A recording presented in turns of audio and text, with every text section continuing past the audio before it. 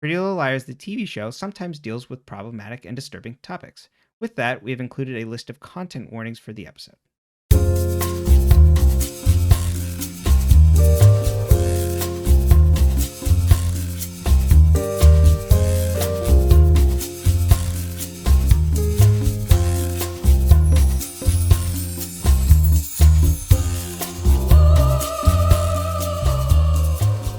Hello and welcome to Dead Ends. I'm Emily. I'm Brenton. And today we are bringing you 2 episodes of Pretty Little Liars because 2 is better than 1. That's not the name of either of the episodes. That's right. We have the Jenna Thing, episode 2. Mm-hmm. And then I wrote down the title of 3 and I can't remember. Yeah, it's probably down my notes. To Kill a Mockinggirl. Mm-hmm.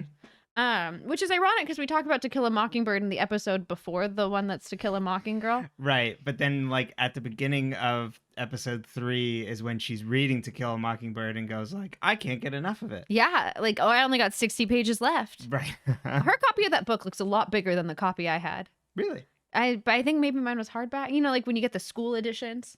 Right. Oh, do you remember how good like school books, like older school books smelled when they'd pass them out and you were going to read something as a class? Yeah, definitely. It makes me think of it's like the library book that we have right now for book club, where it's like a hardcover and it has the like plastic sleeve on it and the pages are a little yellowy. But it's not like one of the big hardcover books. It's like a little smaller. See, mine wasn't plastic covered. It was like, you know, the hardbacks that have the colored photo on the front of it because they're like the school editions. I mean, I don't know if they're like technically just like how they made hardbacks then. Mm-hmm. So it's like there is no sleeve. Right, plastic cover on it. Yeah, at all. So it's just like here's this like a little bit more durable hardback book cover. Mm-hmm.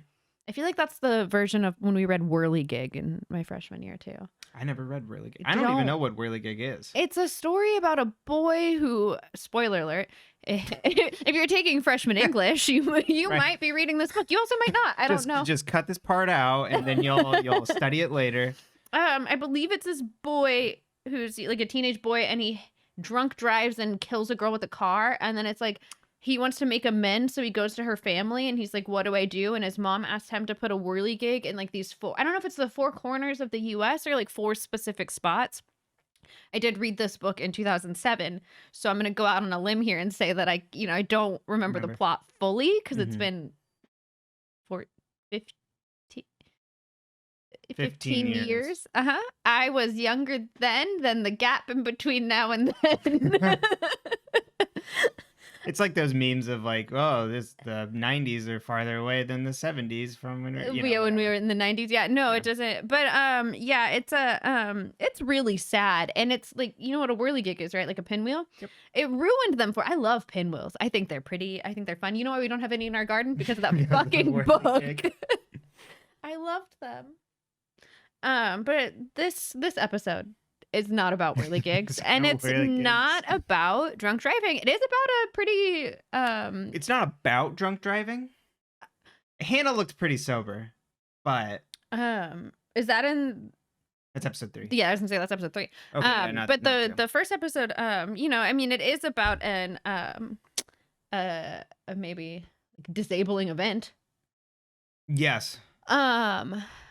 My favorite part of that episode, and we can talk about this later, is when Spencer tells Jenna, she's like, oh, you went to a school for the visually impaired. And she's like, you can say blind. It's not a dirty word. Right. It's like, we were very sensitive to like calling things what it is. It's like how Hannah's referred to as hefty Hannah and not fat, because we were all afraid of the word fat. Yeah, I have notes on that later if we want it. Yeah, we can dig into that too. Mm-hmm. I have thoughts. Yeah, and also I had thoughts at the time. Exactly. I came off of Gilmore Girls into this show where it was like we ate, and I always ate. I was very lucky in the sense that I was raised in a home where eating was encouraged. Yeah, and that's also like a weird thing too, that screenwriters are trying to be careful of what they say, even though kids would be way meaner about someone's weight in terms of coming up with a nickname. Yeah. So. Well, my thought was always that it was Alison who called her that. Right. And so it was just mean enough to like get her to not leave. Yeah, that's probably true. Oh yeah, that's a good call. And Arya's the only one who stood up to her. You notice that? Arya was one of my favorite characters when I first watched the show. Mm-hmm.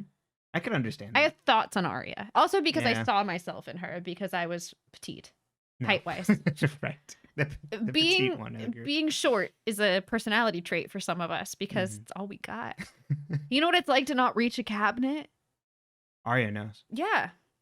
But shall we jump into your recap for episode 2, Yeah. season 1? The Jenna thing. The Jenna thing. You All get right. to learn what the Jenna thing is so quickly. Yeah, things just like pop out. Like secrets are just like brought up and revealed really fast. I was surprised. But yeah, let's get it going. So all the friends are out for a nice dinner and questioning about why Jenna is back. They all get really hush hush about the Jenna thing and say they lied to the cops about it. But obviously it scarred them all, and they all claimed it was an accident. Hannah pours a flask of alcohol into a soda and then dirty looks a man that is dirty looking her back and tells him to fuck off, basically. Do you know what the Apple Grill location is? Why don't you tell us? I believe it is Luke's Diner. Or it is I think it's Luke's. I think that is the like front outside? of. Yeah. Well, and I mean I think that's the set too. They just like Oh, right. redid the Yeah. inside because you have to think like Why would well they film because like somewhere else? when they zoom out from it, you can see the gazebo around the corner. Mm, So I think that's Luke's proximity wise. gotcha. Does that make sense? But yeah, I was like, oh, we're at Luke's. Yeah, we're officially on the WB set. Look at us. We're no longer in Vancouver. Emily wonders how A knows her secret, and also the friends all then wonder about how Allie knew, or Arya specifically says, like, how Allie knew all their secrets, but they didn't know Allie's, which Spencer gives a weird look to, and then eventually has to cop to knowing some. Like that Allie was seeing someone the summer she disappeared, who was an older boy who had a girlfriend, so wanted to keep it hush hush. Well, and Emily knew some secrets too, but Emily's showing us with her face, but not her words. Yes. And Emily said that Allie also made them all feel like they are part of something special. And Emily touches a bracelet that she's wearing, and someone mentions like, "Hey, you still wear that?" Which I wrote down Chekhov's bracelet, which it definitely comes up later. Look at you, you're so observant. Exactly. The friends pretty much all assumed that Allie was still running around somewhere, and then suddenly we hear a clatter. Tick, tick, tick. You hear that? That's Jenna. She walks like the crocodile in Peter Pan for Captain Hook. Yeah. That's like Jenna. Like they're like, let's make a really loud, audible noise that is in a very specific like beat. Mm-hmm. Yeah, her like walking stick is like the telltale heart. It is They're hearing it. Yeah, they really echoed that audio too. Like they took that and they were like, let's run with this. Every time she enters. Clack, clack, and they all shut up. Well, and then it gets quiet. Right. They all freeze as Jenna finds a seat, and then they literally all sneak out and walk separate ways. Yep, they just back out. Which the camera pans around the restaurant and zooms in on Jenna. Oh, God. Okay. So then we see Hannah having morning coffee and awkwardness in the kitchen with her mom. Wilden is on the TV news while they're like getting ready, and mom shuts it off. We'll come back around. I think I wrote down her name later.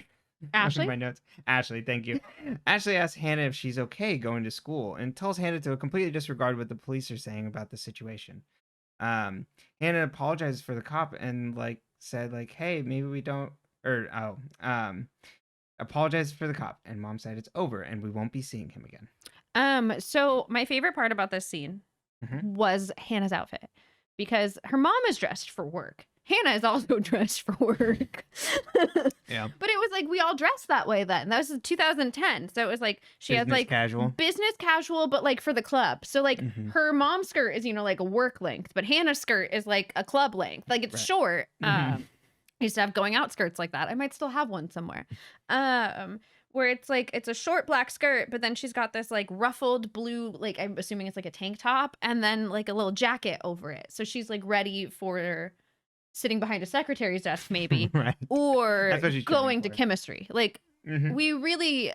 She can do either. What I learned from this episode was that I almost miss how intentional we were with our clothing then. Like, we were all very intentional with, like, okay, I'm gonna wear this ruffles with this blazer because then it makes this look good. You know, like, we had these, like, very weird concepts of fashion, and we were all obsessed. Like, at least I was then. Like, it was like, okay, like, if I wear these 2 color block things that have pink and green, then I can wear the green mini jacket and the pink knee-high socks. Like, what the fuck were we doing?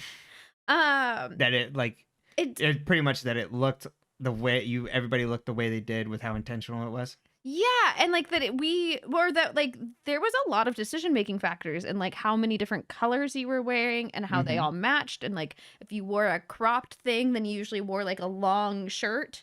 Like if you had a crop jacket, you had a long tank shirt.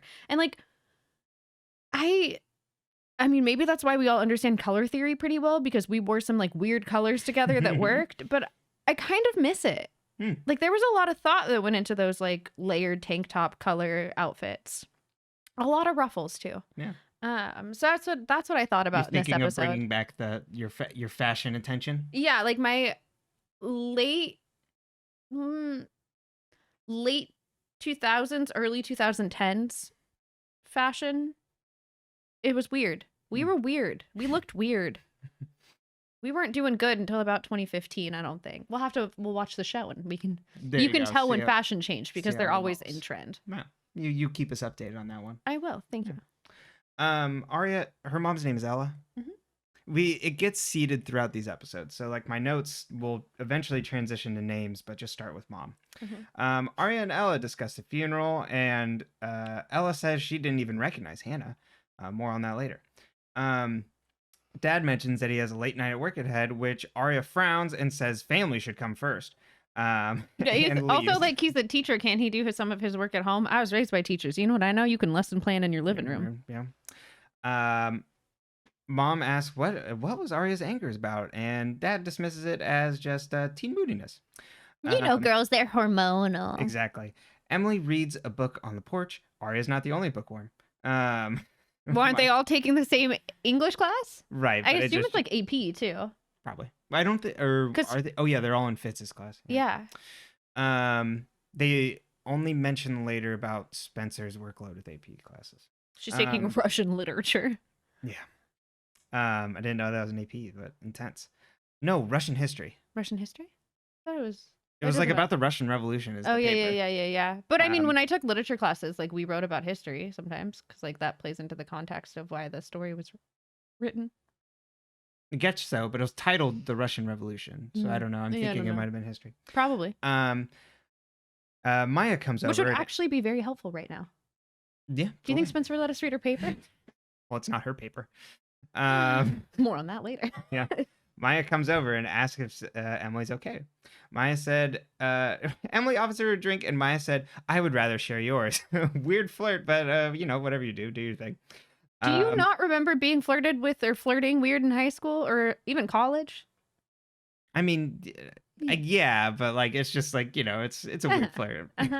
Maya mentioned that she found that a box of old pictures in Allie's room, and they discuss about how the posters all over town really hurts Emily, and her and Maya hug. Mom arrives home, which means they try and separate, because awkward. And then meets Maya with a big hug, and Mom invites Maya to spend a few days at their house, and hey, you can even sleep in Emily's room.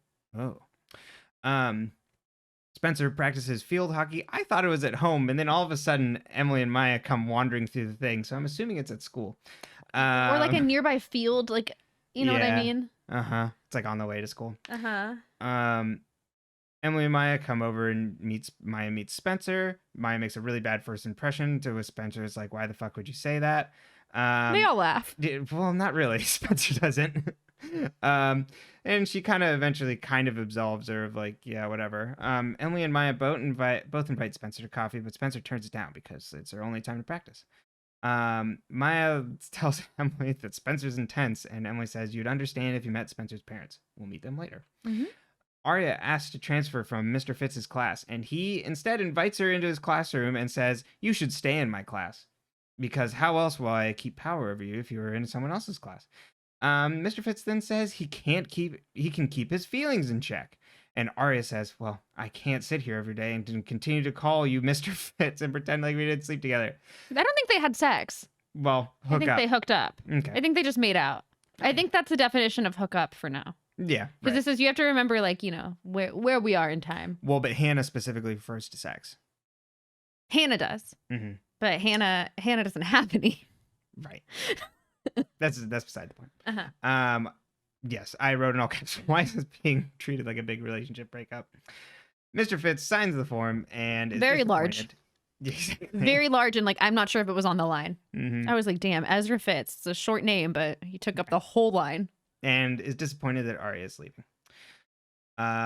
Cut to Mona and Hannah hanging out, where Mona makes some mean comments about a girl's boobs being fake. High school. Hannah walks over to her boyfriend. Can minors get boob jobs? I mean, it doesn't matter. It's not relevant. It doesn't matter. But I was just like, I don't know. I have no idea. But that was definitely a thing in high school. Yeah. And then we transition over to Emily's boyfriend, Ben, surprising her with a kiss, which she obviously did not want to receive. Mentions that Maya's staying at her house, to which Ben replies, "Ugh, wonder what pajamas Maya... What she wears to bed or something like that?" What Maya's jammies look like. Something like that. Jesus Christ, boy. You've never wondered what a girl's jammies look like? Also, my favorite thing about that, it's like, you know how like the thing with guys is like, they'll be like, what are you wearing? And it's like, oh yes, I'm sitting at home in my lingerie. It's like, I'm wearing a fucking cat onesie. What do you mean, what am I wearing? Like, yeah, good God. And it's also, you're talking to your girlfriend, dude. Yeah. But I just mean in general, I'm always like, the men, it was like, what are you wearing? And I'm like, what do you think I'm wearing? The friends all get called to the office. Arya then receives a text from A that says, dead girls walking. Wilden, Officer Wilden, Wilden. Interviews all four of them at the same time and says, hey, that this sounds a lot like the exact same thing that you said the last time. Also drills them about their activities on the night of the disappearance and asks, oh, well, why did you all fall asleep? As if them drinking alcohol that night has anything to do with anything. I guess potentially if like, oh, you might not know something that happened. You were drunk, so, you know, you don't know. Yeah. My favorite thing about that, too, is it's like, what do you mean, why do they all... It was nighttime. It was dark. Yeah. Sun went down. Nighttime. Well, he's trying to prod that they drink alcohol. What do you went to bed? You went to sleep. Nice. Yeah. That's what happens when it goes dark for me. I just love that he's interrogating a set of teens without a lawyer. I'm like, oh, that's all at once for absolutely legal for sure. Yeah. And then as they leave, Arya said he obviously knows they're all lying. Hannah says they're not lying about anything big. They're just lying about drinking. They then all discuss the Jenna thing. Hannah said she actually wanted to go to the cops that night and tell everybody, but no. Nobody listened to Hannah. And then Jenna arrives back at the school lunchroom, which completely freaks Hannah out. Is like, what is she doing here? She's back in school. Where else should we fucking go? Arya then walks over to Jenna and invites her to sit with her and walks her over, tells her where to sit, tells her who's on either side of her and who's at the table. Very helpful. Thank you, Arya. Yeah. Jenna's then obviously knows what's going on here with them all feeling awkward and decides to play with them a little bit as kind of being like, why are you guys all so awkward here? She even mentions that Allie came to visit her when she was in the hospital after the accident and that she knew about who Allie was, even if others didn't. And Spencer then makes that odd comment about the visually impaired. And Jenna asks, oh, you used to be the cool girls. Why are things so awkward now? Flashback. All the girls are getting ready. Allie runs to the windows and said a creepy guy was spying on them, even though nobody else saw him. Toby Cavanaugh. Toby Cavanaugh. He's important. Fireworks are going off, so we assume it's 4th of July. They all... I don't know where else. It like cuts to fireworks. And it's like, okay, we don't really get a sense of time here. They all 4 girls are walking around. Emily says that they should go back. Allie says they need to get the little freak, Toby Cavanaugh, and who is bigger than all of them. Yeah, and that they need to stink bomb him. Allie lights what looks like a big firework and throws it into an outdoor garage. As they run away, it explodes and sets the building on fire. Yeah, I was not a stink bomb. No. I don't know what a stink bomb looks like. I've never owned one, never had one, never been in the presence of a stink bomb. Because, I haven't either. You know, that wasn't what we did. I think I was in the presence of a while ago, but... A while ago? Is there something you need to tell us? Were you there? Yes, exactly. In the bushes. Flashback ends and the phones all ring. They all look at the text and it says, "If only she can see how ugly you all look." And they all silently. I thought it said guilty. Ugly. Really? Yeah. Well, double check for us. I'll check the and not that I don't trust you. I assumed it said guilty, but maybe that's a me problem. They all silently receive the text and try not to cue in Jenna. Mr. Fitz writes innocence on a chalkboard, starting his defense case early. Mona arrives late and calls him Fritz, and everybody laughs. Hannah corrects her when she sits back in her seat, and Fitz says students should all jot down ideas of innocence, again, building his defense case. Aria arrives in the class with a big red stamp on the transfer notice from the office. Mr. Fitz looks at it like a goddamn prize. Could I be so lucky? Children are being left behind everywhere in Bush's America. Hannah and her boyfriend are studying together. She looks at him lovingly and refills his soda and kisses him on the neck. Boyfriend tries to slow her down and gets her to stop. Hannah asks if he likes her like that instead of just a friend, the girl she used to be, i.e. the one who wore more sweaters. Boyfriend kisses her to reassure her and says he likes both past and present Hannah. Said he's waiting because he likes the Jonas Brothers so much. I mean, because it's his choice to.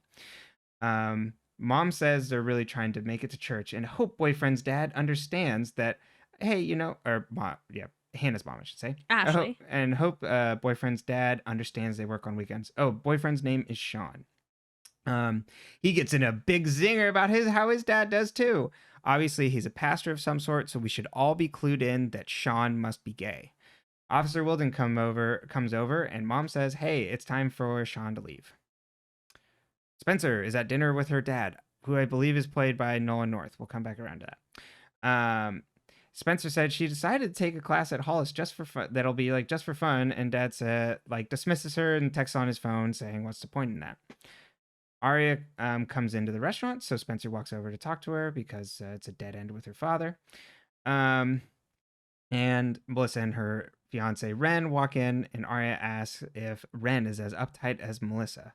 Spencer then replies that no one is as uptight as Melissa. Spencer then goes back to the table and tries to throw off everybody by ordering a vodka soda, which Melissa shoots down as just a joke. Ren then makes a smooth move and orders a vodka soda for himself, which makes Spencer smile. Wouldn't it be nice if Ren was just being a cool older brother figure here? Let me buy you a drink and let you have a sip. It's what they're trying to do. Right? Wouldn't that be just a cool older brother vibe? Not creepy at all. Just oh, what a nice move. What a guy who's trying to win over your sibling too, right? Yeah, he's trying to win her over. I did find on the wiki, it does say if she could only see how guilty you look. Oh. Well, but we can guilty, rewatch. Ugly. That's what I think. I mean, guilt is ugly. You're probably right. It's guilty. I will trust the fan wiki over me. I mean, I don't know. Maybe it's different on the HBO versus the DVDs we have because we got the originals. We got those DVDs. Exactly. I made those changes in post. Maya is then in Emily's room and is impressed with how much Emily's won with all her ribbons and trophies, and Emily says she just loves the game and doesn't need to win. She doesn't need the attention. But then she makes a snide comment about how Spencer actually does need to win. Astute. Maya then looks at a picture of the friends and says that Allie's always in the middle and calls a dead girl the center of attention. Morbid. Maya and Emily then debate on what sides of the bed they like to sleep on, and they both agree they like to sleep in the middle. Where do you like to sleep, Brenton?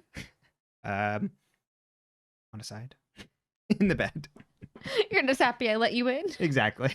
You give me covers. You're the cover thief. Mm-hmm. Then we meet in the middle. I love these meetings. Mm-hmm. It's great. Sorry, carry on. Spencer's family then play a fun game at dinner called High and Low, where they compare their weeks they had and then get a ranking of high to low. It seems like a fucked up game. Ren then hands Spencer a sip of his drink, ooh, why don't you have some? It's a compare, and then Ren then tells a joke about, oh, well, I found a good parking spot. That was the best thing of my week. And then crickets from Melissa and Dad. I thought that was hilarious. It's pretty good. I was I would have laughed. But, having a sense of humor is not apparently not in the Hastings family. Hastings. There you go. I called them the Spencers later because I didn't know their last name. Maya and Emily then snuggle in the bed in the middle. Emily grabs Maya's I feel like hands they're with- definitely more on Emily's side of the bed, but Yeah, that's probably it. I think Maya comes to meet her. Emily grabs Maya's hand as they sleep. Emily's phone goes off. Text. Did you get a good nice kiss? Here's one from me, signed A. Hannah wakes up to mom cooking breakfast and Wilden there just reading the paper. The police have officially annexed Hannah's household. Emily's boyfriend, Ben, drives Maya and Emily to class and keeps asking weird and gross shit about the two of them. Emily gets mad and he's like, "Why are you mad, baby?" Emily grabs Ben to make out with him, and then the boys' brigade all come and bang on the car, being like, "Ooh." Emily gets pissed. Hannah swoops in with Emily to walk with her to class and says she didn't know Emily would be so comfortable with PDA. And Emily's like, "Well, maybe we're trying all kinds of new things." Mr. Fitz walks up to Aria outside of a theater, pretends like he wasn't just waiting outside the theater all day for her. Ella then appears behind Aria to make things awkward. Aria said, God, she told her parents about Fitz, and Ella said she didn't mention how young and cute he was, but that's just Aria. They are in an empty theater, and then Fitz walks in, and Ella invites them to sit in the theater next to them. Oh, but there's only the seat available next to Aria, and their hands accidentally brush, and they both blush. 'Cause every time we touch, I get this feeling, and every time we... I won't keep going because Yeah, you know, it's so awkward when your your student's mother is there when you're just trying to mac on them. Emily looks sad and cries in her bed/window lounge. Her mom asks if she's okay and tells her everything will be all right. Emily says she doesn't know what normal feels like anymore. Emily confides in her mom that she thinks there's something wrong with her. Queerness. And her mom says, "Oh, there's nothing wrong with her. You just lost a friend. Why don't you go confide in all those friends of yours?" And Emily says that all their friends have grown distant. Her mom's like, "Well, you should use this tragedy to bring you back all together." That's trauma bond. Exactly. Ren, we cut to another creepy man, Ren, snooping around the Hastings household and sees Spencer studying and asks, "Hey, do you need another massage?" I think he was going to do laundry, but I do like your take on it better. Oh, I'm sorry. Oh, maybe the laundry room is like all the way downstairs and like completely across on the other side of the house. But let me swing by Spencer's house room real quick. I do assume that there's no laundry in the barn. Yeah, I know, probably not. But I mean, I'm not making excuses for Ren. I'm just logistically. But like I said, he opens with, "You need another massage." Do it in your British accent. Yeah, and Spencer's like, "No, can't do it." It's so much harder, huh? It's harder to be especially a creep. Especially because his is soft and posh. He is very posh, which is funny because he's not as highbrow as the Hastings. Right. Spencer talks about her class load with him and talks about Latin. Ren says, "Up yours" in Latin, to which Spencer goes, "Ah." And Ren says he didn't grow up in a household quite as uptight as Spencer's, but knows how intense the pressure of the family is on her. Very astute judge of character. Wouldn't it be nice if the conversation just ended here? Yes. And it's just, trying to do that olive branch out of like, yeah, it must be hard for you living here. Yeah. And then Ren looks like he's walking toward to kiss her, but instead grabs a book on architecture, design. I don't know. Spencer says she didn't know that he was interested in design, and he said that he appreciates beauty.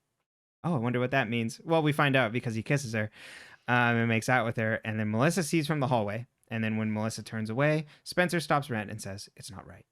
Yeah. Hey, creepy old man. Exactly. This isn't, you're going to get married to my sister. Also, they would have, we'll get to it later with their papers, but Melissa's paper was from 2004 and Spencer's in 2010. So they're at least 6 years apart. Difference. Yep. So he's 22. So he's probably like a year younger than Fitz. Like 2 years. Yeah. And you know what's odd is at that time in my life, at like 19, some older dudes in my life would do creepy shit. Not, they weren't engaged to my sister. Right. But like, they do creepy shit. And I didn't view it as what it was. I was just like, this isn't really my vibe. Like, no, thank you. Right. But I didn't take it as like, oh my God, you're a creep. And like, in hindsight, I'm like, oh my God, it was everywhere. We will come back around to that. Spencer wakes up and sees Ren leaving with a box of his things. Then we cut to Mona and Hannah. Walking with shopping bags back to a car. Mona uses gay as a slur, sign of the times. Hannah sees Officer Wilden just hanging out in a parking garage, and confronts him to get him to stop coercing her mom into sex. He changes the subject to Allie and how Hannah and her friends all have to pay, and that like their guilt is not absolved by the measure of Hannah's mom's attractiveness. Your mom is hot, but that doesn't mean you get away with this. Like, Yeah, like your that. Mom's hot, but that doesn't make this go away. But not hot enough to make this go away. Yeah, it's really just by the numbers policing. Arya has coffee and gets caught in the rain. Fitz is suddenly there in a car, like he wasn't just driving around the block in circles all day trying to find her. We get a slow-mo as Arya watches Fitz drive away, and then can you imagine if he's just like circling blocks? Like you're like, oh my god, I saw my English teacher driving around the Apple Grill like in the town square for like hours. We get a slow-mo as if Arya watches Fitz drive away, but then the car door opens, and so she runs and climbs in, and Mr. Fitz drives down an alleyway and stops. They're in the UK at this point. I'm pretty sure this is not an American street. Or like you should be very concerned. Leans over to Arya and tells her they just entered the limits of Makeout City, baby. Yeah, then they start making out. Emily is that how you hit on girls before me? You want to go to Makeout City, baby? Yeah. You didn't pull that one on me, you know. No, that's probably why it worked. Exactly. Emily is sat in a cafe and then has a flashback. Allie is handing them all gifts. Has a flashback. I mean, yeah, but yeah. Zetus Lapidus. No.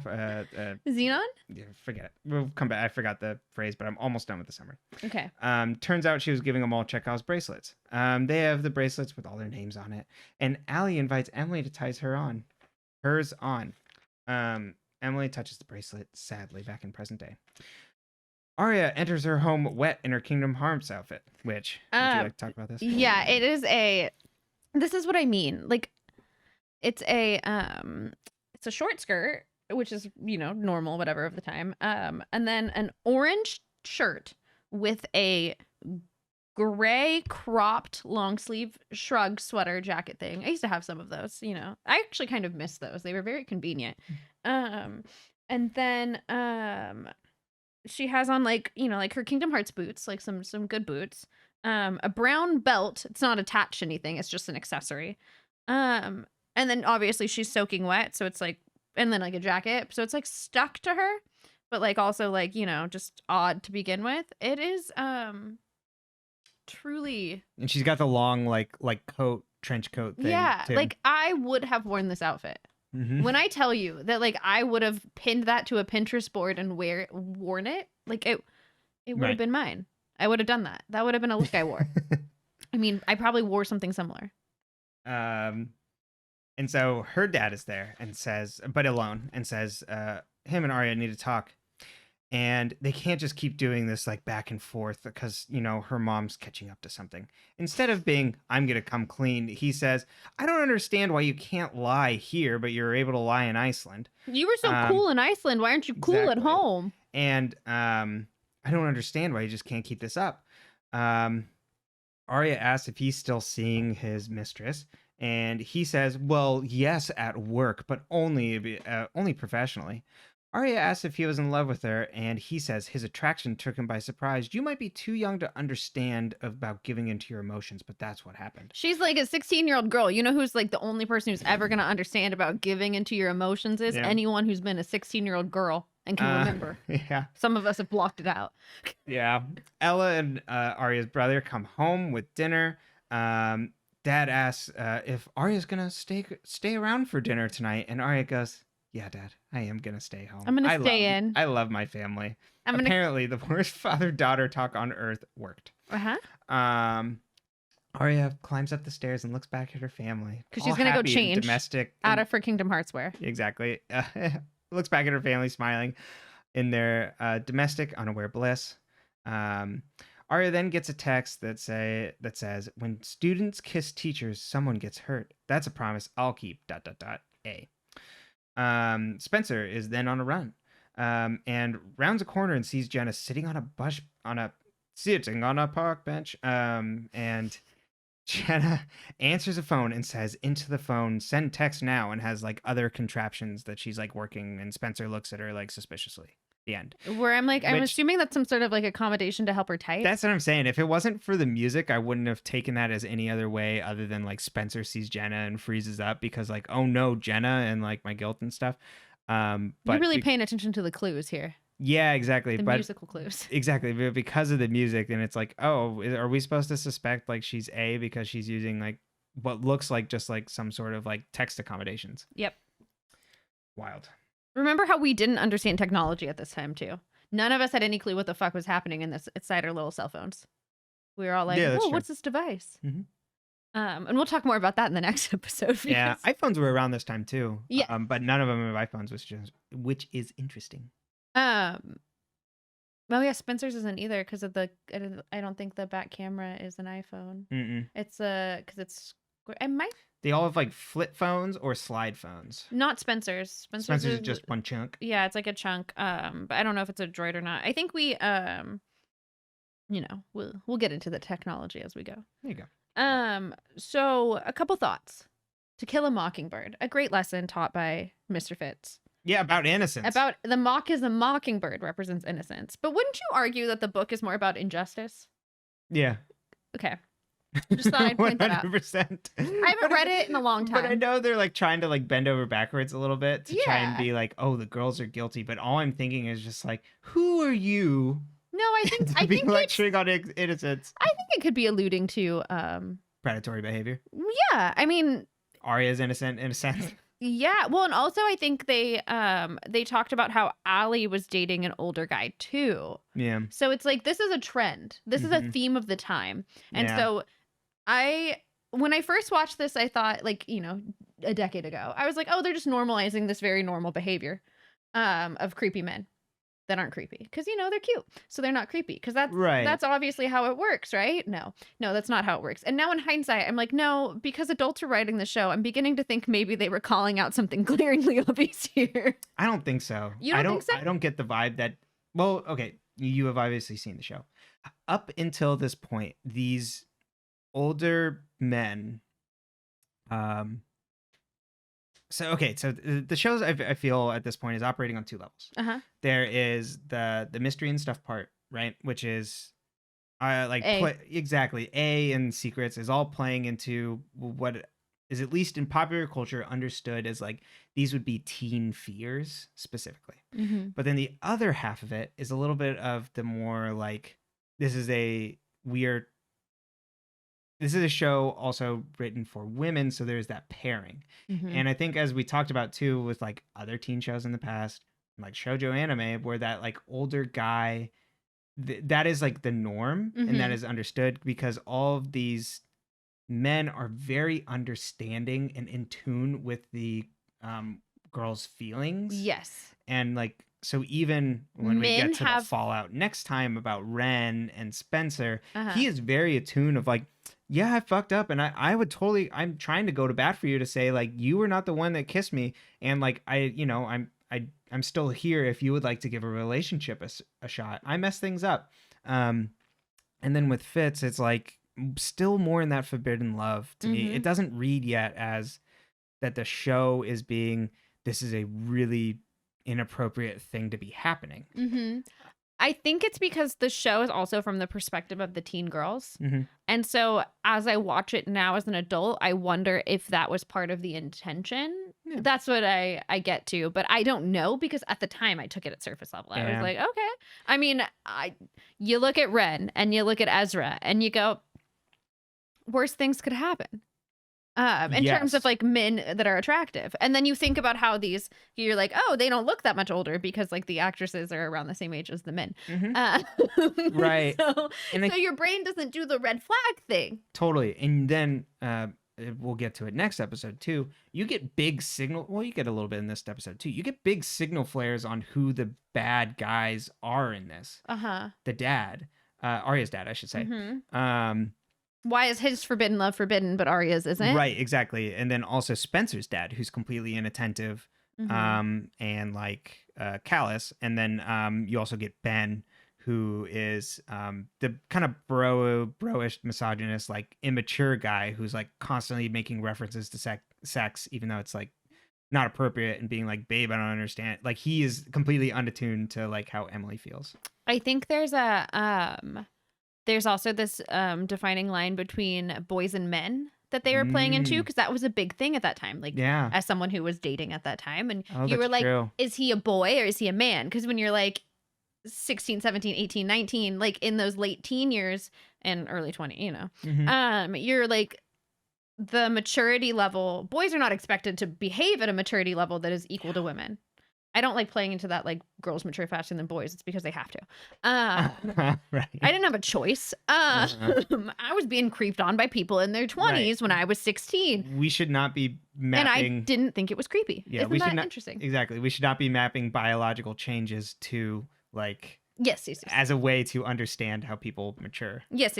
And I think that Ben is a boy and Ezra is a man. Yeah, you're totally right. And like, so I didn't key in on that at all. And same Arya's with not, Ren, and too. so, and because I think it's in the next episode, and we can talk about it more. Ezra's like, oh, well, don't you want your friends to basically, like, you want to show face at this party, so your peers don't think you've lost interest in Right. them. And Arya is like, it's too late. Mhm. Because Arya doesn't want a boy. She wants a man. Yeah. Which is fair. Because as a teen girl at that time, the boys I dated sucked. Totally. And they were boys. Yeah. I was a teen girl. They were boys. It was, Uh-huh. you know, we were usually the same age, or they were a year older. They were not doing good things. Right. And that's how things are like structured. Mhm. So like, yeah, I think like to that point, the stuff with Ezra, as I'll call Mr. Fitz, is You can go by Mike's term for him, which is Felon Fitz. accurate. Very accurate. Well, you credit him, but you Yeah, know, no, I was exactly. like, fair enough. He's like, Felon Fitz, and I was like, that's right. Yeah. He is a felon. I mean, at least he's a creep. Yeah, exactly. But it's Depending on the episode, he's a felon. Yeah, exactly.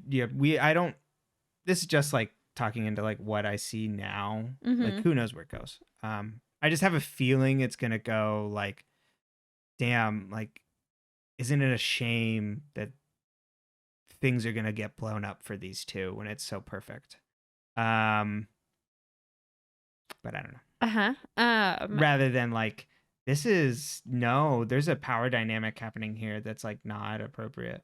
And I think the issue with that relationship so far too also is that it seems like Arya feels empowered by it. So as a teen consuming it, you're like, oh, it can be empowering to date Right. an old man. I I mean, granted, I'm calling him old, and I'm like technically like 5 years older than the character. But I also, I'm you know, once literally again, 7 years older. Yeah. but you're not trying to date 16-year-olds. Old, exactly. You got me, That's right. who may look older but is younger. But yeah, so I think there's a lot. The Ezra Arya relationship is it's going to be a conversation we're going to have for a while. Yeah, I don't think it's going anywhere. I don't think it's going anywhere. And I think we'll ebb and flow on our feelings on him. At least I did the first watch through. Like, there were times where I was like, yes, and there's times where I was like, ooh, and then there were times where I was like, oh my god, he's a creep. Yeah. You know, like, and once again, 19 when I watched it the first time, so not exactly full prefrontal cortex, not there. Right, It wasn't all the way there. Was I talking to people that were too old? Maybe. Yeah. But it is interesting, and it is problematic. Yeah, it's not good. And the themes in his class, he really they really play with the literary piece, if I remember correctly. So it'll be fun to kind of dig into that more now. As they kind of Because the first time I watched, I was in fact on pain medication, so I did not retain a lot of the literary references. Those weren't key memories. Gotcha. Because the plot is so thick. There's so many lines. There are. Okay, so we can come back to Ezra. How do we feel about Jenna so far? How do you, as an individual, feel about Jenna after this episode alone? If you can separate 2 to 3. That's what I was gonna say. Maybe we wait for the longer conversation till after episode 3. After episode 2, she seems like a victim. Exactly. And so like she like has come out on the other side of like this year and probably a year plus. Or like a And survivor, I guess. Like, I don't want to use the exactly. word victim. That sounds, I mean, I don't know. I Yeah. know No, people she can doesn't feel play, both ways. she doesn't play like a victim. She is not in a quote unquote victim mindset. No, she's intentionally fucking with them. Yeah, no. She's taking what power she can use. It is hilarious that first scene though in the restaurant that they're all like, "Ooh, let's try and sneak out quietly," and it's just like, Jesus Christ. Also, like, she is blind, not deaf. Right, exactly. Talking normally would be better. That it seems like they're trying to like play with things that I don't buy into any of the like illusions that like she might be fucking with them. My favorite scene so far has been like when Arya's like, come sit with us, and then they all just fucking sit there quiet. And Jenna calls them out on it.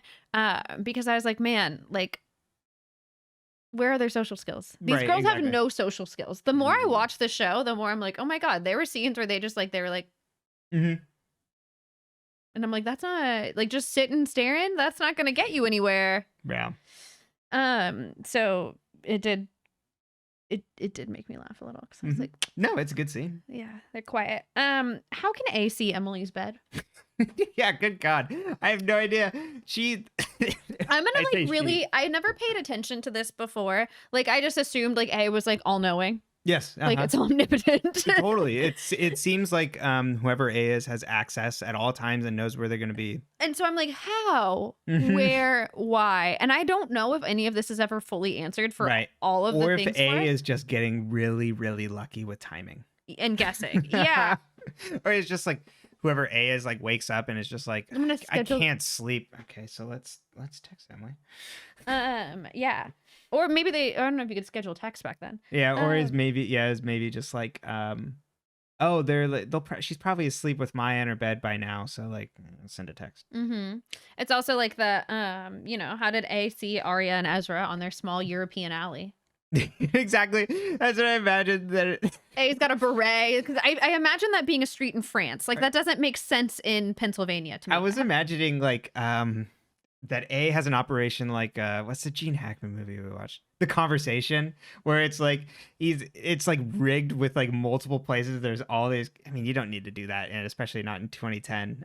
But they're set up with like big equipment in strategic locations all around a park to capture the like audio. Love it. Oh, that's a great movie. Let's talk about Wilden.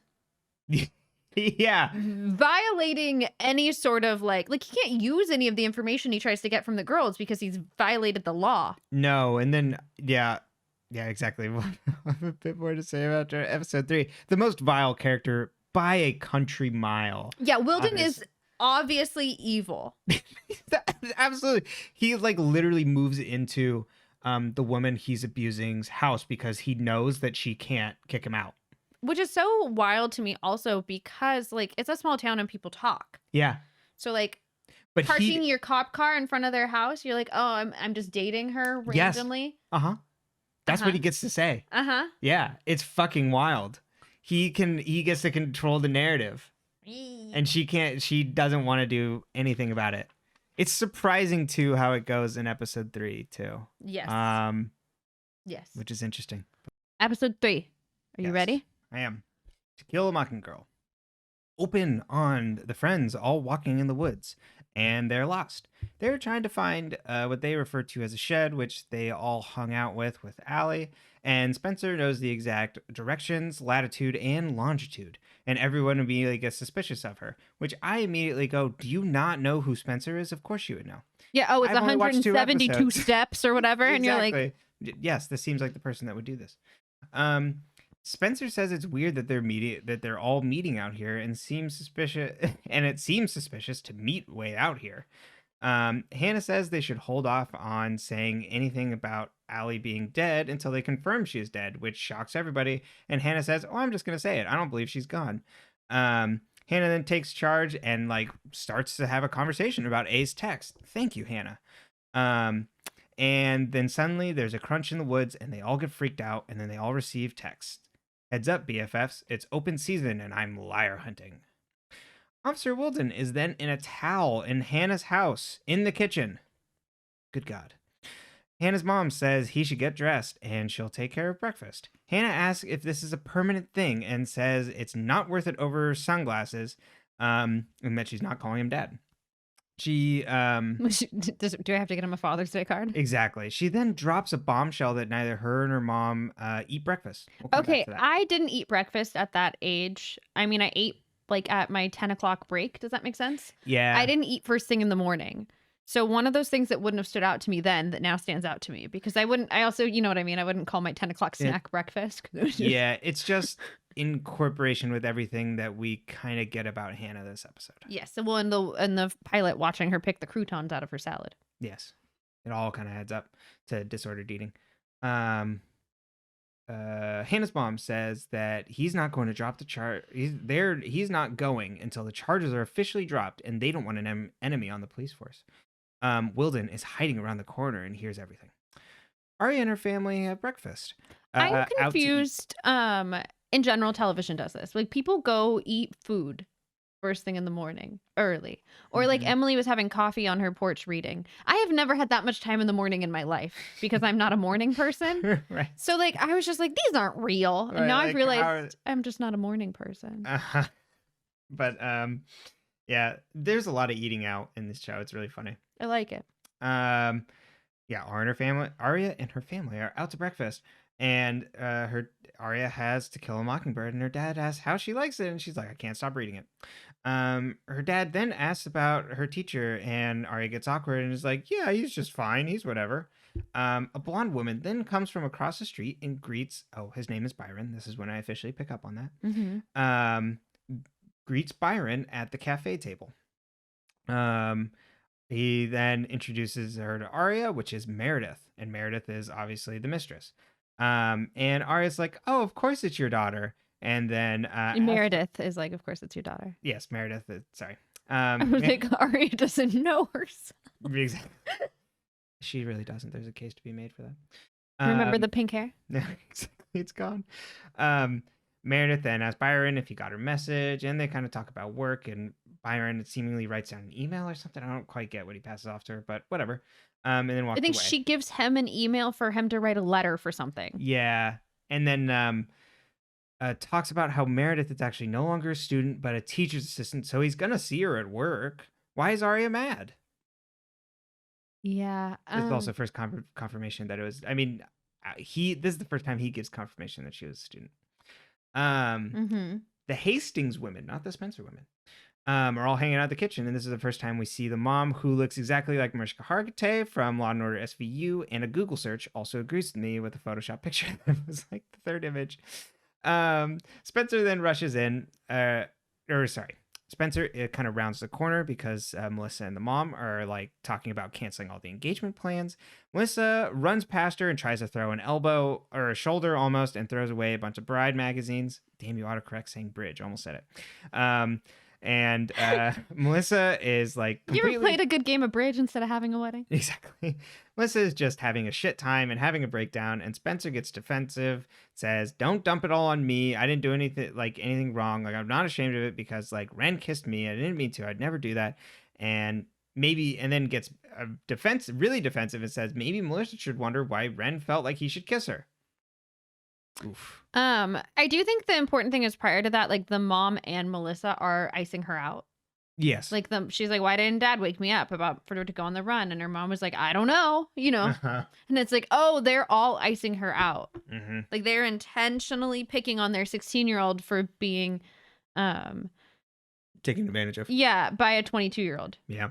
Who was obviously smart enough to go to med school, so he should be smarter than that. Right, but then... And also, like, she's a minor. Yeah. And her mother's a lawyer.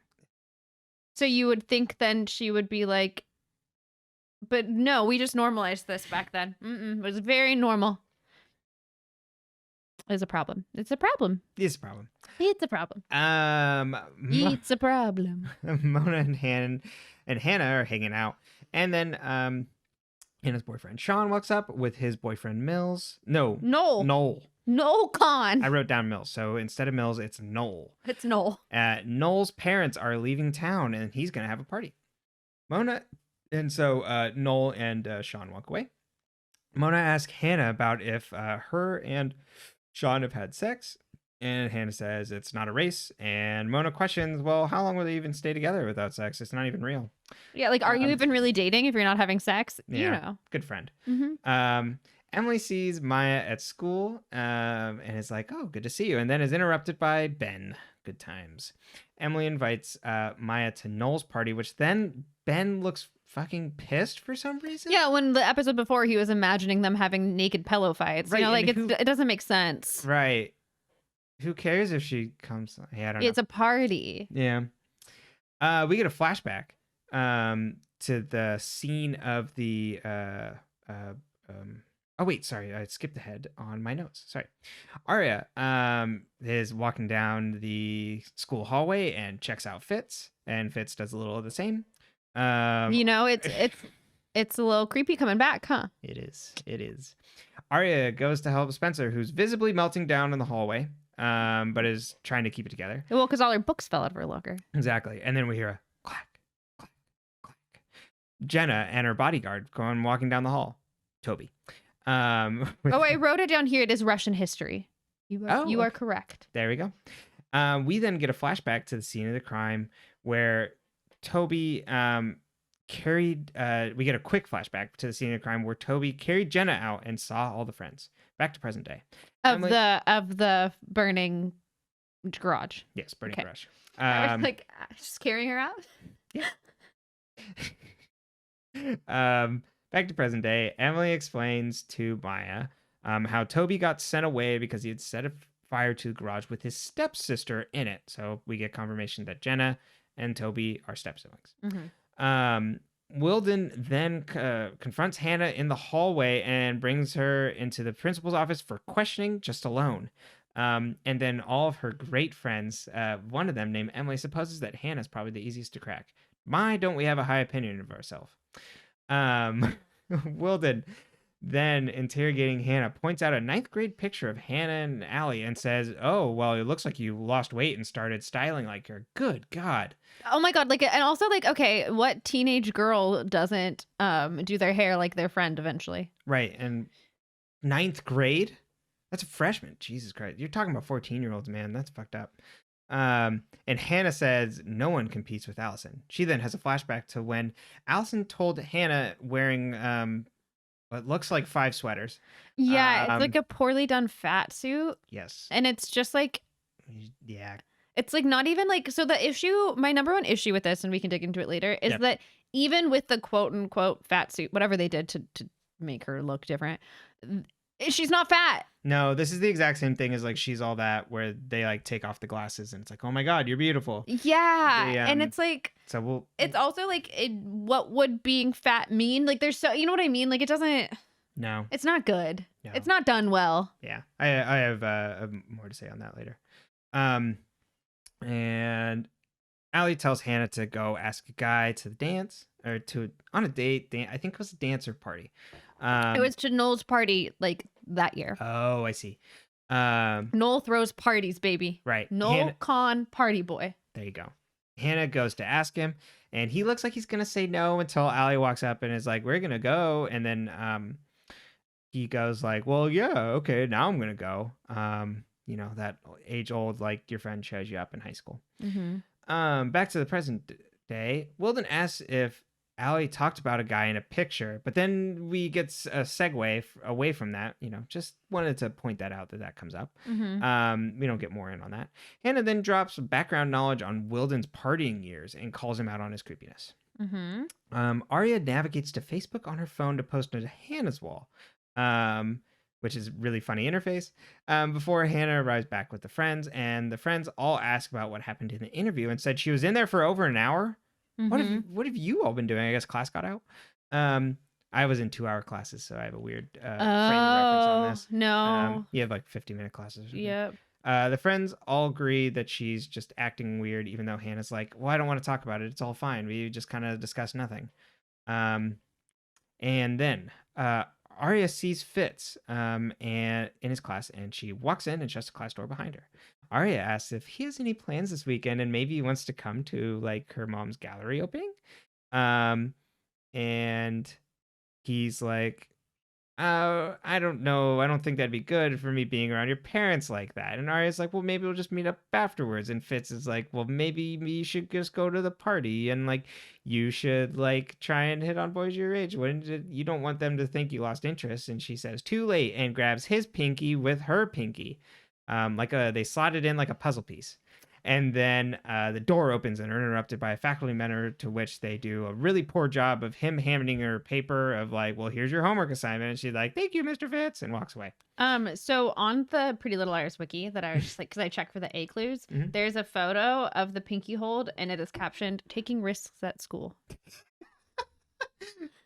It's I'll pull it up in a little bit. Yeah, no, but it's captioned, taking risks at school. I'll say.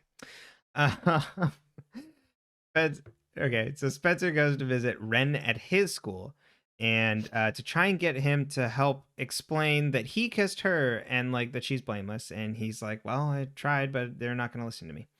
And Spencer describes her family situation at home as being like in the Hurt Locker. It is just like being in Iraq, Spencer.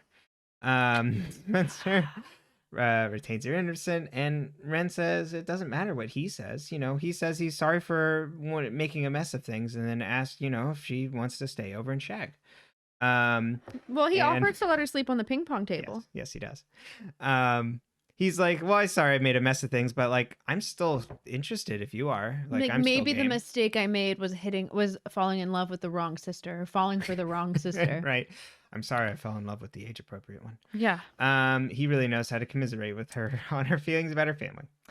Emily is in the locker room after school, hears a noise, and then Ben surprises her. And she's like, how did you get in here? And he's like, with my feet. And tries to hook up with her and gets denied and wonders why Emily is pulling away. With my feet? He literally says something like that. Like, don't worry about it, or yeah, something like that. Like, yeah. I'm not worried about getting caught. It's fine. Yeah. But I like the with my feet. I think he literally does say something like that. It's like, Jesus, dude.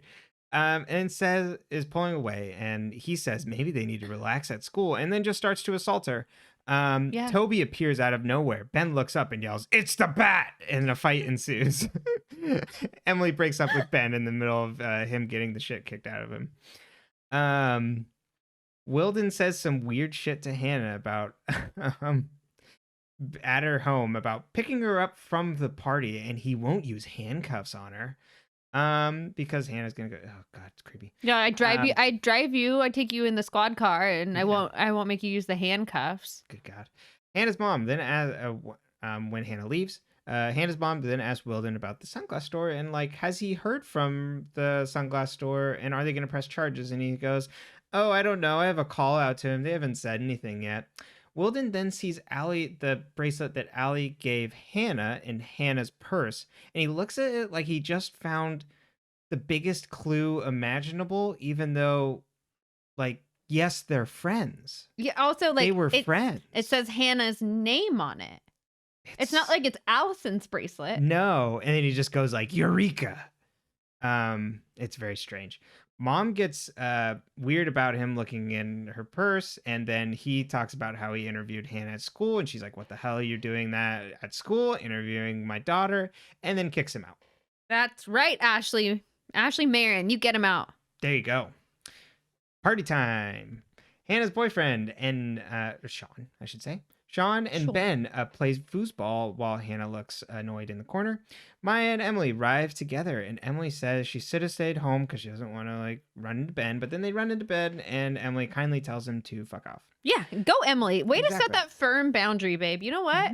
When he's like, "Oh, you came to the party," and she's like, "Not with you." Spencer tries to write an essay at home on the Russian Revolution, but then sees Melissa's laptop. So opens up Melissa's laptop, and wouldn't you know it, she has her high school paper from 6 years ago in her documents. Also, like, Spencer then... Did she keep it updated format-wise? Exactly. Spencer then takes her USB drive and copies it, and takes it out, but then is able to sneak away before her mom and Melissa arrive home from their workout. They discuss about how, like, ooh, we shouldn't have anything fattening like pasta. Yeah, because they try and use it as a slam because Spencer had made pasta for her. And then her mom is like, oh, actually, that's a good idea. We should just have salads. Not a good idea. You should eat more protein.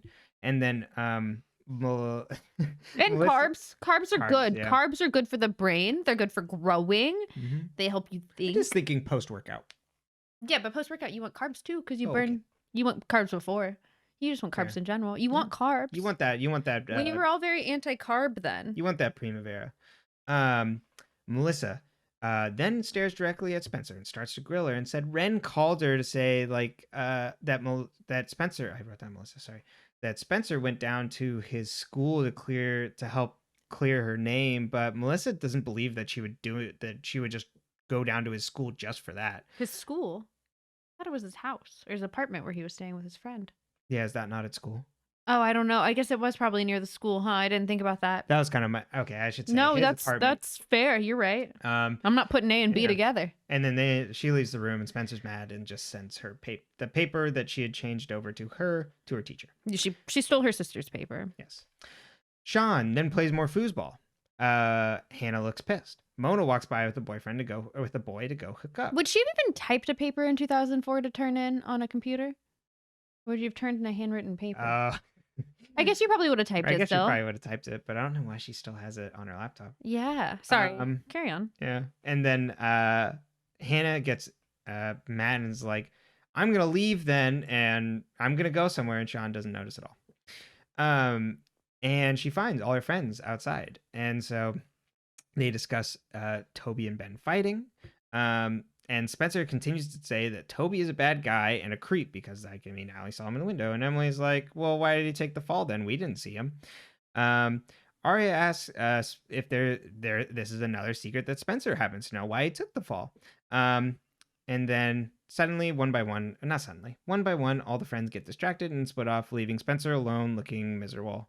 And Spencer looks scared because a man is appearing from the dark, and it prompts her to have a flashback where Spencer saw Allie yelling at Toby, flashback to the scene of the stink bomb crime, where Allie is yelling at Toby while the firefighters are there. She can't hear it.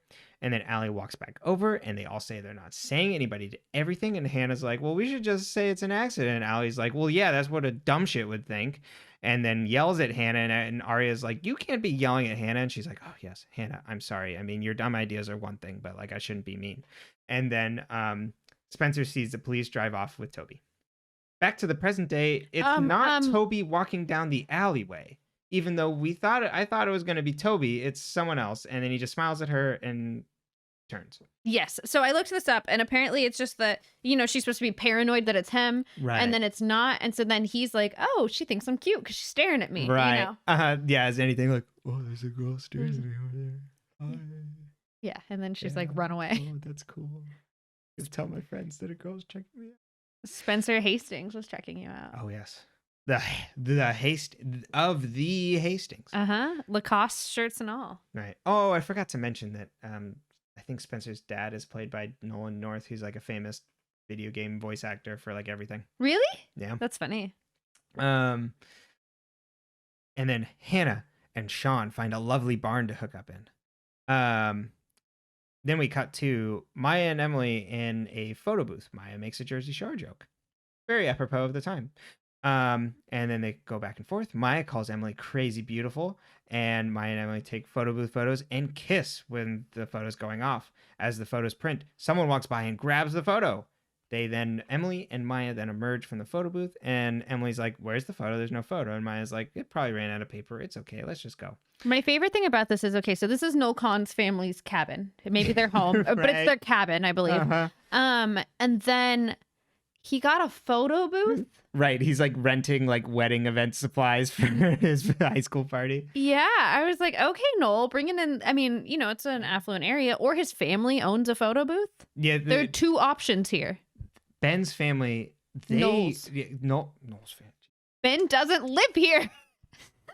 Noel's family, they own all the photo booths on the Eastern Seaboard. No, I didn't know. They run that's the photo Kahn booths in family. Pennsylvania. Exactly. Kahn, I believe. Yep. Only second to Kodak.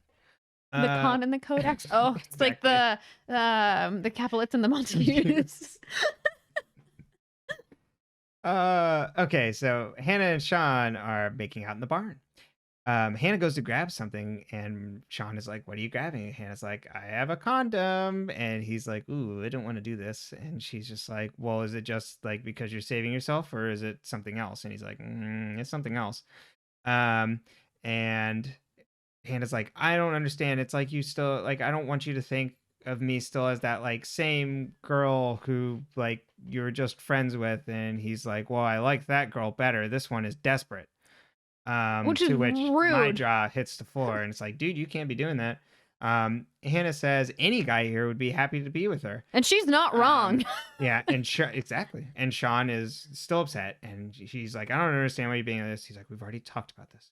And Hannah makes him leave, and she cries. Mm-hmm. Yeah, it sucks. Cut to the gallery. Meredith arrives, and Arya walks over to her mad and asks why she's here. Meredith then smiles and looks at her and goes, You talked. I listened. What? And then just smiles at her like it's like this wild thing to say, and then proceeds to say the next wildest thing to her of, you're in high school. You don't have a say in this. You're too young to tell me that I can't have sex with your father. Hannah then receives a text that says, heads up, hun. Hefty Hannah never gets the guy. Signed A. Rude. Hannah then gets fucking pissed, finds the keys to Sean's car, which has a completely ridiculous spoiler on it, and then drives off. Arya heads to... What's a spoiler? It's like the thing on the back of the car. Oh. Yeah. You said that yesterday, and I was like, I don't know what a spoiler is. And then I was like, yeah, it's like the we were weird eating fin pizza, thing so I that, stopped like, thinking. is added to the back of the car. Oh, his fin. Yeah, exactly. Arya then goes to homeroom. I mean, Fitz is home, and asks him if she can come in, and he's like, "How do you know where I live?" He does not ask that, and we never question it. I shouldn't give that. I was wait, does it? I thought he actually does. I thought he goes like, "How do you know where I live?" Does he? Yeah, and I think that. she goes. I think she just kind of pushes past it. Could be misremembering things. I don't remember that. They go back and forth. Arya then goes to leave. And Fitz is like, well, like, can I just at least drive you home? Do you need a ride home? And she's like feeling really sad. And then he goes and hugs her, and she's just like, can we just like be like this for a minute? And he's like, okay. Let me just hug you in the hallway where other people can see instead of in my apartment. Hannah stays pissed and does crimes, and we see her crashing Sean's car and crying, and gets out of Sean's car and goes running off into the night. Fair enough. You know what? Incredible scene. Who hasn't stolen their high school boyfriend's car and drove it into a large boulder? Yeah. I mean, who among us has not done that? I do remember one time I was at a traffic light and I was driving my stepdad's truck, which was a Dodge Dakota from the 80s. So it steel. It could take anything. Small truck, though. And a guy I had dated that had recently broken up with me was driving his shitty like 2000 Mustang and was in front of me at a red light. And I was like, I could take off his bumper. I'm just gonna... Like I could rear end him. And I think my stepdad was in the car with me. And I was like, it wouldn't damage the truck. And he's like, it wouldn't damage the truck. I did not hit that car. That's pretty good. I was very proud of myself. I thought about it. Emily gets dropped off by Maya outside her house, and she sees Toby across the way working on a radio. I don't know, some sort of like he's taking something apart. Exactly, fixing things. She then walks up and kind of like alludes to things. She doesn't exactly say, but like, thanks, Toby. Doesn't understand quite why I did it, but like really appreciates it. And he just kind of nods in return. You know, it's ambiguous what she's referring to. So we don't know whether she's referring to the Jenna thing or whether she's referring to him beating up Ben for her. Exactly. Taking justice into his own hands. And then Jenna, we see that Jenna is behind him, sitting on the porch and asking him why Emily is thanking him. And I thought he says it's not what you think. I don't remember what he says. But I think we both kind of disagreed. I think you were kind of thinking it was maybe it wasn't about that. Yeah, or like it's not. Yeah, I mean, maybe it is that it's not what you think. Either way, kind of a little like ambiguous also. I will say one of the things that I don't think we mentioned earlier when the girls meet up at the party and Emily briefly tells them about what happened. Arya, I think, is the one who's like, what was Toby doing in the girls' locker room? Yeah. And that is a question we all have. I didn't put that down either. So I am glad they asked it in the show because it means odds are 50-50 we might get an answer. Yeah, that's true. We then get another woods meetup. Spencer divulges about seeing Toby and Allie like talking and him taking the fall. They then hear a sound in the woods again and run, but find no one. But they find Allie's bracelet on the wood floor. The floor of the woods. Jesus Christ! How is it the woods? It's a hardwood floor. Yeah. We then cut to a printer and a gloved hand printing Maya and Emily's photos, which takes up an entire wall in different sizes. The end. So that's our first little A's layer kind of view. Mm-hmm. You know, like what is A doing? Welcome. Yes. I love it. Okay. So my thoughts are, why? Why do we think Toby took the blame for the fire? What do you think Alison had on him? Yeah, totally. Or, I mean, I guess we don't know. So it's shot in the dark. Yeah, I think she like absolutely had something. Worth going to I'm gonna say juvie relationship with him, potentially. Alison had a relationship with him? Potentially, yeah. Fair enough. Oh, it's something I forgot to bring up in the other one. But now that I know that the girl who plays Allie was 12 years old, it is absolutely hilarious that this 12-year-old is like bullying a bunch of 20-year-olds. Well, and I think there's just the pilot, like everything else after that. I mean, she was 13, but right, whatever. Still, yeah, exactly. It's just like this preteen bullying young adults. And she does it well. Yeah, she's a really good actress. She does a good job. She is absolutely, you're like, oh, I get it now. Like these girls were stuck together and also terrified to leave. Mm-hmm. You couldn't leave. You couldn't not be friends with Alison once you were. Yeah. That's dumb. Although I still don't understand quite at this point why whoever A is would potentially be harassing these four, because it's other than if it's just a thing to like attack them. I don't know. I don't see the grudge yet. Definitely. Like a full motive. Yeah. I think it will be explained when A is revealed. I'm sure there's more, yeah. Mm-hmm. Or at least more backstory of things that they are maybe culpable in. Because a lot of the stuff is like they're just not culpable. It's like they're just being targeted. Yes. Well, and I think a lot of it is just pitting them against each other and pitting them against Alison. Yeah. Okay.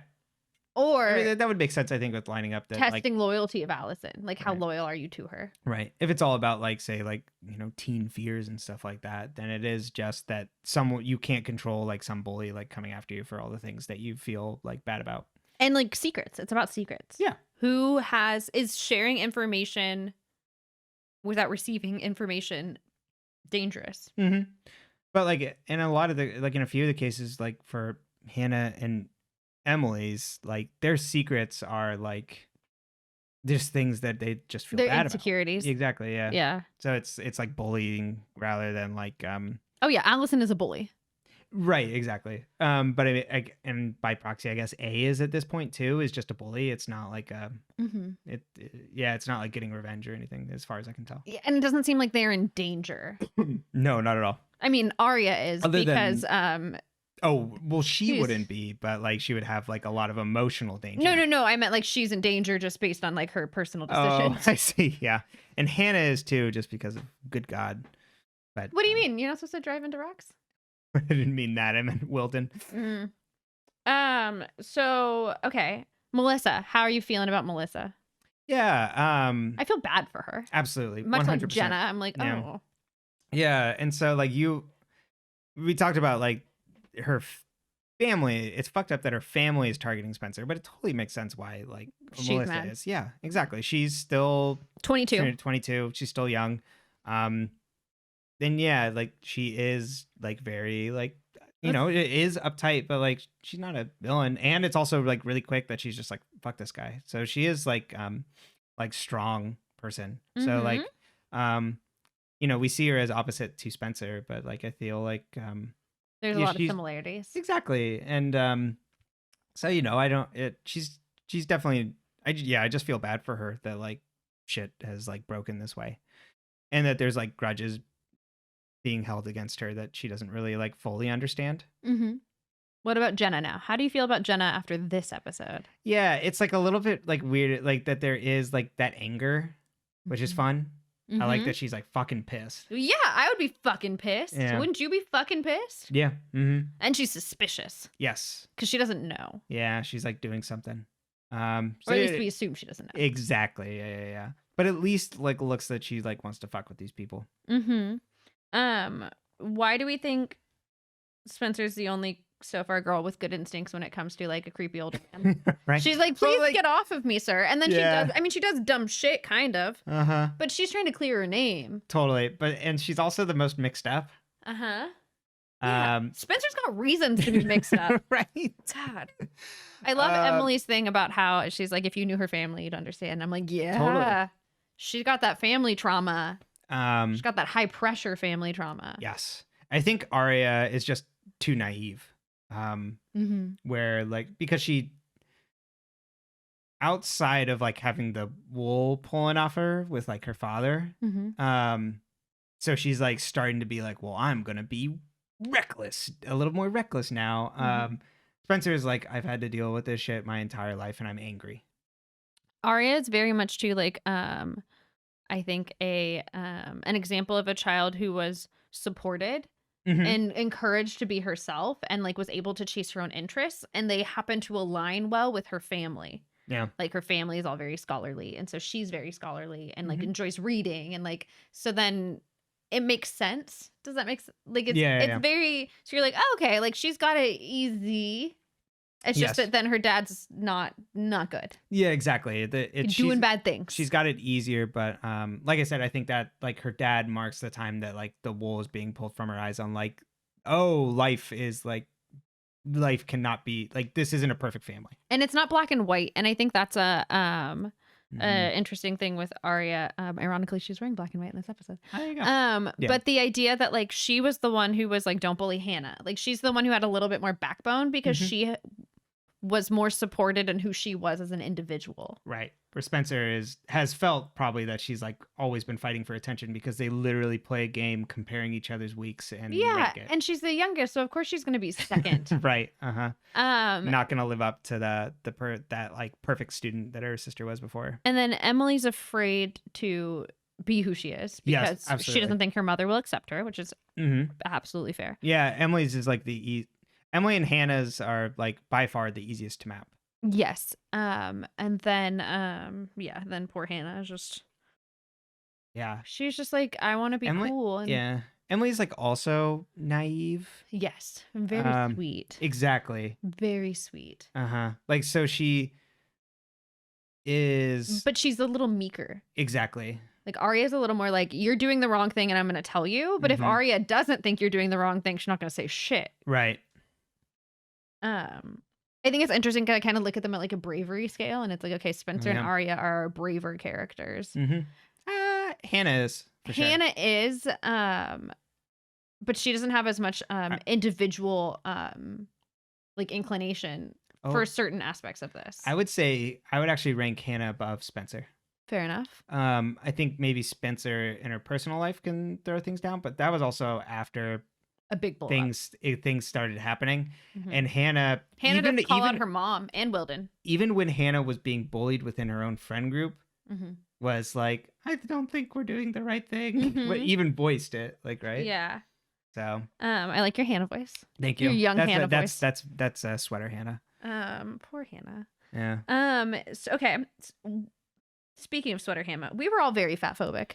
Yeah, some of us still are, but it's also framed, so it's trying to be like, we shouldn't judge people for different body types, and so it's like a negative thing, right? That like she was being bullied, and that like she is trying to like reframe herself, and is now like under, it's the text that she has like a more disordered eating. It's like she isn't quite that same person because she's like made concessions to try and like change her image. But also at the same time, this is a soap opera, and as with I think a lot of soap operas, we get it's just like beautiful people for a specific body type and how they look. Like we don't have a conception of like what different bodies look like in this show. And so instead we get a depiction of someone just wearing more of like a slight fat suit and stuff, and that's like a way to call her fat, but without actually addressing what it means to have a different body type in the world and how that affects you. Well, and also I think it's the idea of being slightly over society's determination of what your weight should be, Right. which is not necessary. Like, it's not defined well. I don't know. It's just messy. It is. It's messy. Mhm. It's not done well. Yeah, exactly. That's what I'm talking about. Like, it's not in the show's imagination or the world to actually envision what it's like for a person, For someone to be friends with a bunch of tiny people with ideal body types and not have that. Exactly. Yes, we were all very Yeah, afraid. We were afraid of weight. We were afraid of our bodies. Uh-huh. We were afraid of having thighs. Like, it was a bad time. And yeah, exactly. And I think it's also, it is within the frame, like I said, of a soap opera, which is often very like specifically attractive people, like as according to like society's like body standards. So you could have done something like very different where like Hannah felt very insecure without having to go to that she was like fat when she was younger. Or that she when you're playing in something that doesn't like line up. Yeah, it's also it's not done well. It's just no, yeah. I did point out a couple times already that Arya stood up to Allie. I think that's important. I don't really know if that ever comes up again, but I was like, that's good to know. It's important to point out for sure. Yeah, whereas Hannah can mention things, Arya has the power to like Arya was the one who was able to check her. And it seems like Arya had sway over Alison. Mm-hmm. And it seems like Spencer had more of Alison's secrets. Yeah. And then Emily had a secret with Alison.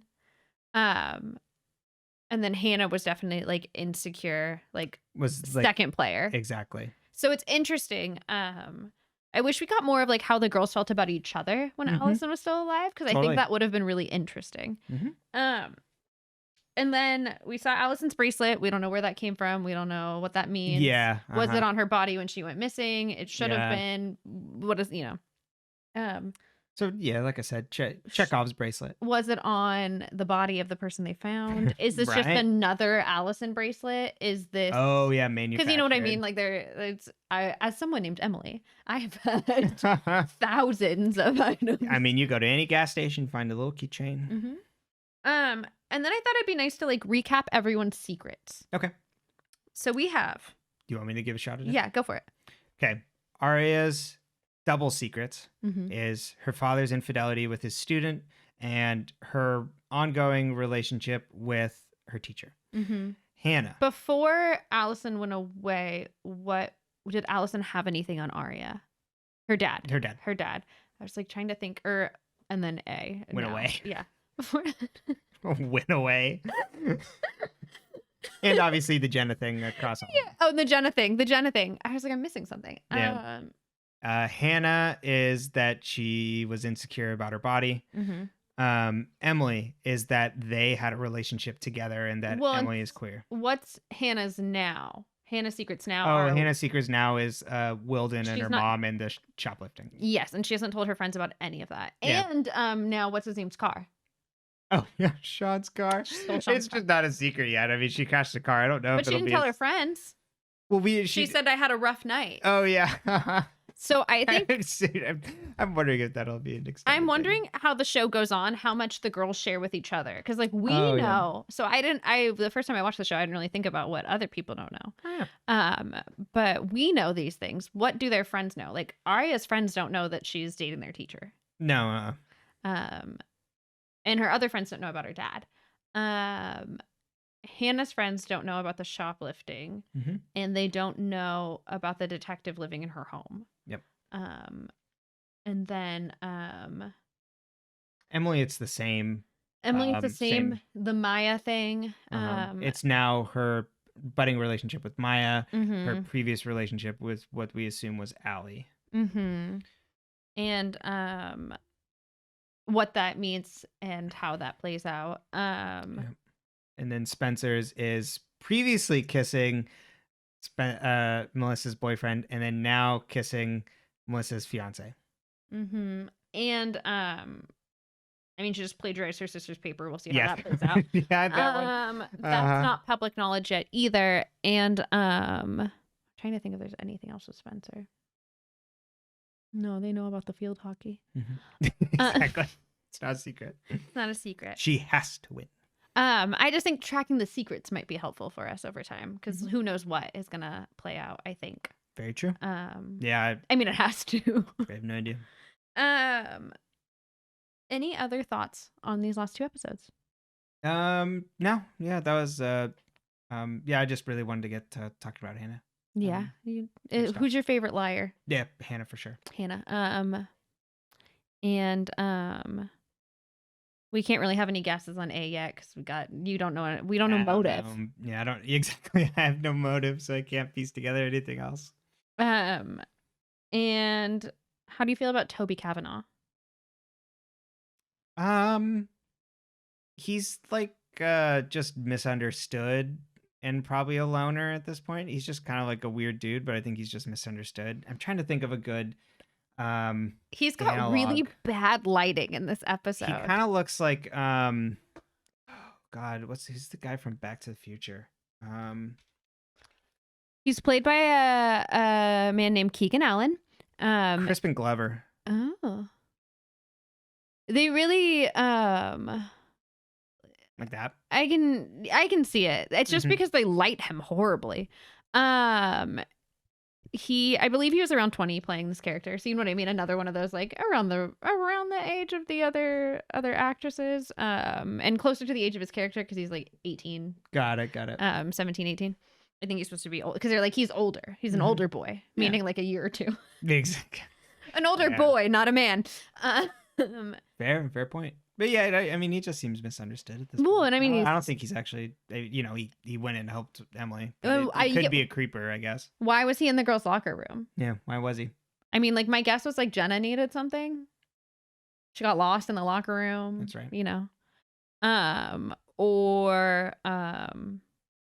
I don't know why he was in the locker room. I have no memories of this at all. I didn't even remember this scene. Yeah. How do you feel about Sean? Oh, I think the boy is just confused, or not confused. I think he's not confused. I think he's just a pastor's son and does not want to, he's trying to have a beard. Fair enough. Yeah, I think that's it. We've covered our main relationships here. Spencer doesn't have a boyfriend. Well, she does. No, she does not. Okay. They're not dating. Yeah, okay, not official. He just goes to school upstate. In Philadelphia? Yeah. And he was engaged to her sister, but that's neither here nor there. I mean, whatever. But bygones be bygones. He recognizes beauty. Yes, he does. And he's from UK. I mean, honestly, Ren, a good-looking man, not living in Roseville, so I guess you can't. Or no, Rosewood, so you can't.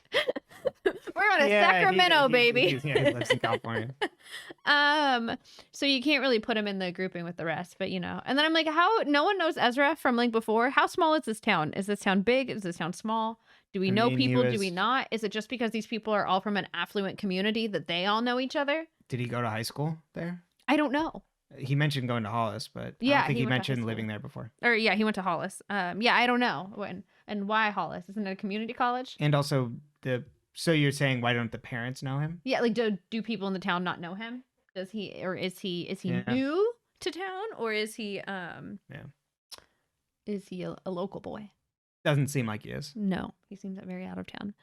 I think those are my main thoughts of that. And once again, the fashion, we did have big floppy purses at this time that could fit a lot of shit, but had very few pockets. And all of the girls were carrying the different like fake leather, big floppy purses and like teal or gray or black. We had special colors back then.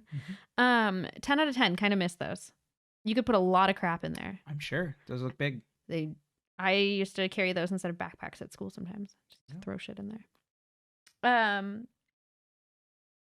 Yeah, I think that's it. I think we've answered all my questions. And now we just have to figure out why Toby took the blame. And why he's in the locker room. Mm-hmm. There's a lot. Yeah, there's a lot going on. Any final thoughts? All right, then. We will see you all next time. Oh, we have to do plugs, huh? Yeah. I will remember that we plug things one day. Perfect. Yeah. If you would like to follow me in other places in a very parasocial way and not in a way, you can follow me on. Good Lord. I didn't like how I phrased it when we have a show about GPS coordinates. My longitude and latitude are. There are any Tobys and Fitzes out there?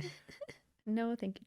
We don't know if Toby's bad. No, I know. Rens and Fitz out there. This is just the Allie's conception of the little freak. The little freak, even though he's like taller than all of them. I'm pretty sure that boy's like 6'5". Well, I mean, you know, that's a power move right there. You talk about how he's little. Call him little. You can find me on my website, butreallythough.com. I am a life and career coach. I help people get their shit together. It's fun. You can also find me on TikTok. My handle is Emily Bruski. So it's Emily Bruce Sky. Don't ask. I'm not explaining. And you can also follow me on Instagram at butreallythough. It's at BTRLYTHO. You can find this podcast if you're watching the video version, you can find this on all podcast players for the audio version. If you're listening to the audio version, you can find this on YouTube at Dead Ends. You can see our faces. Exactly. You can also find my personal YouTube channel, Burger